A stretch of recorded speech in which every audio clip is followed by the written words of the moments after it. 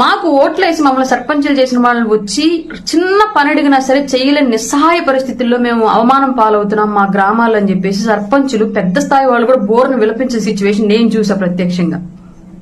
అట్లాంటి ప్రభుత్వం నుంచి సర్పంచులకి ప్రజలకి విముక్తి కలిగించి ఈ రోజు పంచాయతీ వ్యవస్థకు సంబంధించి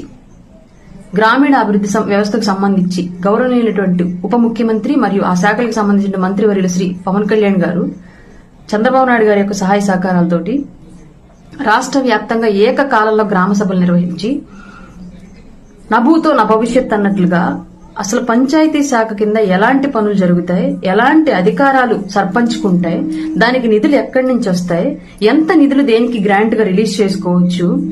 ఎలాంటి పనులు చేయించాలి, ఇది ప్రజలకు ఎలా తెలియచెప్పాలి, ప్రజల నుంచి ఎలాంటి